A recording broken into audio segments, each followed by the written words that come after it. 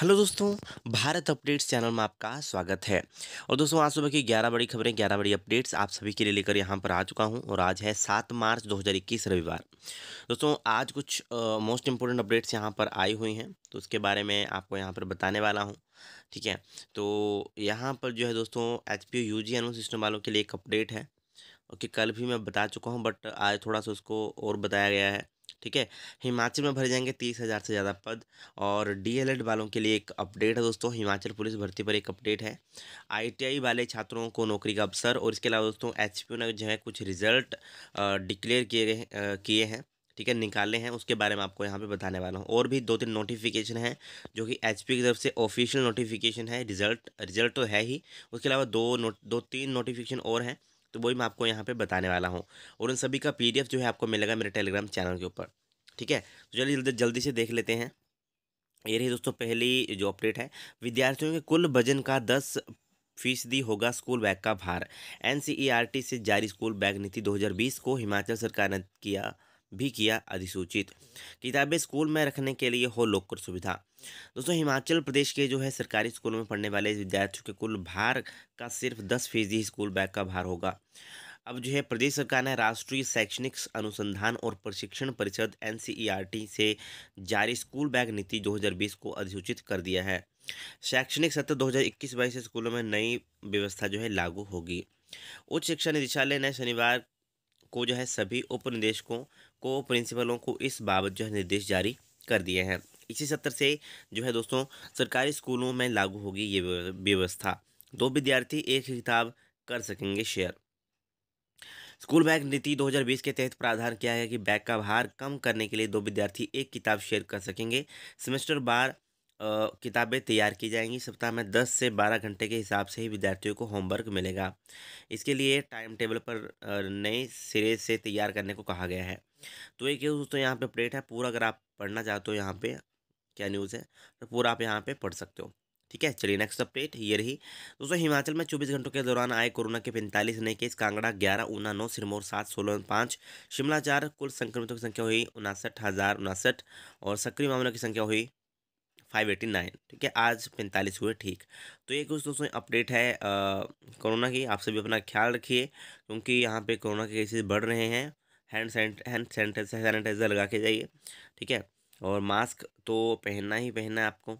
ठीक, औरों को मत देखिए कि औरों ने नहीं लगाए तो हम भी नहीं लगाएंगे, ऐसा मत करिए। ठीक है, अपनी सेफ्टी आपके अपने हाथ में है। चलिए नेक्स्ट अपडेट ये रही। मंडी हवाई अड्डे की डीपीआर बनाने के लिए मिली हरी झंडी। केंद्रीय नागर विमानन सचिव से ने जिला प्रशासन को दिए निर्देश। तो नागर विमानन मंत्रालय ने बल्ह में प्रस्तावित ग्रीनफील्ड एयरपोर्ट को डीपीआर बनाने के लिए हरी झंडी दे दी है। मंडी जिला प्रशासन को भी इसे जल्द तैयार करने के निर्देश दिए गए हैं। शिमला में सीएम के साथ भी की बैठक। शनिवार से नागर विमानन मंत्रालय की 2 सदस्यीय टीम प्रदेश के दौरे पर आई है। इस टीम में नागर विमानन मंत्रालय के सचिव प्रदीप सिंह खरोला और संयुक्त सचिव उषा पांडे जो है शामिल हैं। इनके साथ प्रदेश सरकार के वरिष्ठ अधिकारी देवेश कुमार मौजूद हैं। सबसे पहले ये टीम हेलीकॉप्टर से मंडी शहर के साथ लगते कंगनी कांगनी धार हेलीपैड पहुंची। यहाँ हेलीपैड के निर्माण कार्य का जायजा लिया। तो ये कुछ उसमें यहाँ पे अपडेट है पूरा। अगर पढ़ना चाहो तो आप पे पढ़ सकते हो। ठीक, नेक्स्ट अपडेट ये रही। तीसरी, 5वीं और 8वीं कक्षा की परीक्षा देना अनिवार्य, परिणाम के अनुसार अगली कक्षा में जाएंगे। दोस्तों, यहाँ पर जो है कक्षा तीसरी, 5वीं और 8वीं विद्या में जो है विद्यार्थियों को स्कूल परीक्षा देना अनिवार्य होगा। उसका परिणाम जो है वो उन्हीं के अनुसार जो है इन कक्षाओं के विद्यार्थियों को अगली कक्षा में भेजा जाएगा। अभी तक शिक्षा का अधिकार इनमें इन कक्षाओं के विद्यार्थियों को फेल नहीं किया जाता था। प्रदेश सरकार ने जो है राष्ट्रीय शिक्षा नीति 2020 के अनुरूप शिक्षण अधिगम प्रक्रिया के परिणामों का मूल्यांकन करने का फैसला यहाँ पे लिया है। मोबाइल ऐप से मिलेगी अध्यापन की सूचना।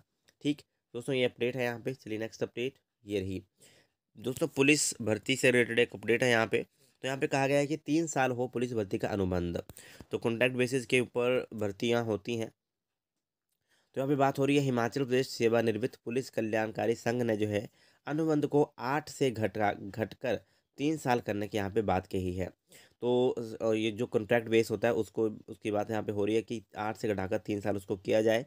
शनिवार को इस संबंध में एक बैठक पुलिस लाइन हमीरपुर में हुई। बैठक की अध्यक्षता पुलिस अधीक्षक हमीरपुर कार्तिकेयन गोकुल चंद्रन ने की। संघ में बैठक में पुलिस लाइन में कैंटीन के कमरे को बड़ा करने, पुलिस भर्ती का अनुबंध को 3 साल करने, चिकित्सा बिलों का भुगतान जल्द करने, रात्रि के समय वाहनों में प्रयोग होने वाली हाई बीम लाइटों पर पाबंदी, सेवानिवृत्त कर्मचारियों की आयु 65, 70, 80 वर्ष पूरी होने पर दिए जाने वाले 5% भत्ते को मूल पेंशन में जोड़ने, पुरानी पेंशन बहाल करने और चौकियों में पुलिसकर्मियों की संख्या बढ़ाने की मांग यहाँ पे की गई है। मेन दोस्तों आप सभी के लिए ये है कि इन्होंने 3 साल का कॉन्ट्रैक्ट बेस्ड जो अनुबंध होता है उसको करने की यहाँ पे मांग जो है की हुई है, कहा गया है। ठीक है दोस्तों, ये कुछ यहाँ पे रिजल्ट आए हुए हैं तो ये आपको मैं बता दूं। तो MA Hindi gazette third semester June 2020 reappear का रिजल्ट यहाँ पे आ चुका है। इसके अलावा एमए दूसरा भी है, ये भी देख लेते हैं, जल्दी से दिखाता हूँ। एमए सेकंड का भी है, जून 2020 रीअपेयर के एग्ज़ाम है। नेक्स्ट आपका एमए फोर्थ का भी है। ठीक है, इसके अलावा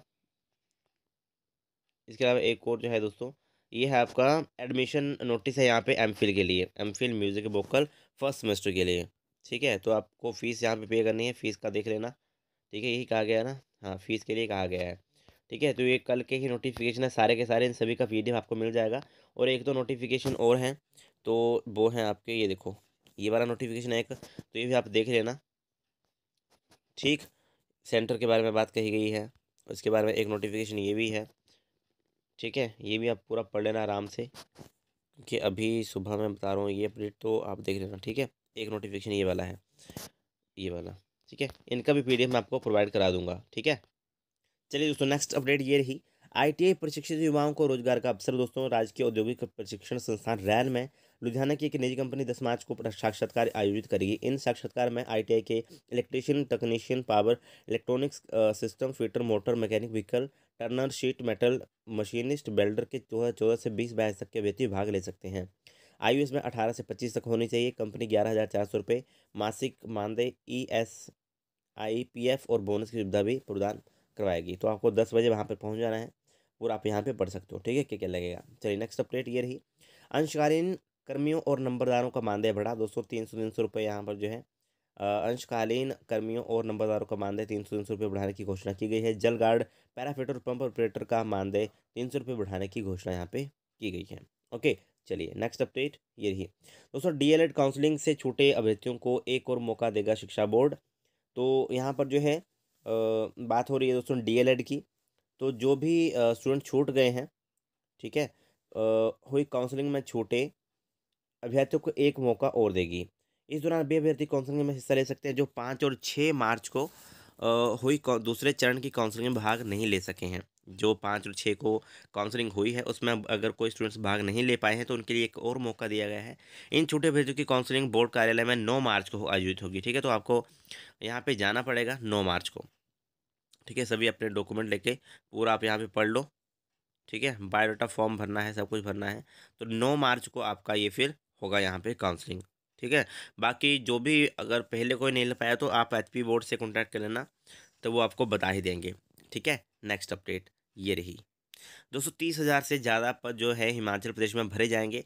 2021-22 में जो है स्वास्थ्य विभाग में विभिन्न श्रेणियों के 4,000 पद भरे जाएंगे। शिक्षा विभाग में 4,000 पद, शिक्षा विभाग में मल्टीटास्क वर्करों के 8,000 पद भरे जाएंगे। लोक निर्माण विभाग में मल्टीटास्क वर्करों के 5,000 पद भरे जाएंगे। जल शक्ति विभाग में पैराफिटर, पंप ऑपरेटर और मल्टीटास्क वर्करों के 4,000 पद यहाँ पे भरे जाएंगे। इसके अलावा पुलिस, बिजली बोर्ड, यानी कि पुलिस का भी आ गया यहाँ पे, पुलिस बिजली बोर्ड में भरे जाएंगे।